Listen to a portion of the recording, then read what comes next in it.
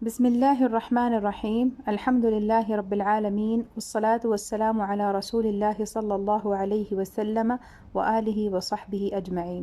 انشاءاللہ تعالیٰ اپنے درس کا آغاز کریں گے۔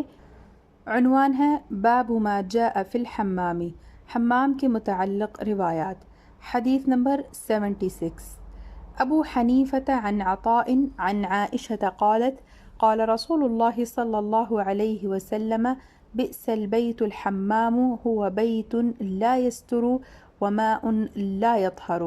حضرت عائشہ رضی اللہ عنہا سے مروی ہے، فرماتی ہیں کہ رسول اللہ صلی اللہ علیہ وسلم نے فرمایا، حمام کتنا ہی برا گھر ہے کہ وہاں پر پردہ نہیں ہوتا اور پانی پاک نہیں ہوتا۔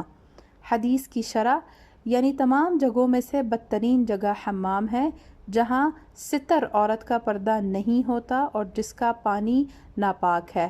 اس حدیث میں دلیل ہے کہ استعمال کیا ہوا پانی ناپاک ہوتا ہے۔ اس کی مثل حضرت ابن عباس رضی اللہ تعالی عنہ نے روایت کیا کہ بدترین جگہ حمام ہے جہاں آوازیں بلند کی جائیں اور شرمگاہوں کو کھولا جائے۔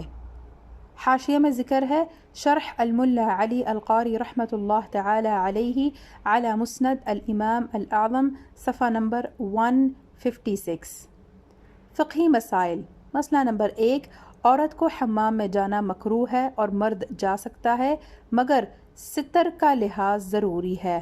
لوگوں کے سامنے ستر کھول کر نہانا حرام ہے۔ مسئلہ نمبر 2، بغیر ضرورت صبح حمام کو نہ جائے کہ ایک مخفی امر لوگوں پر ظاہر کرنا ہے۔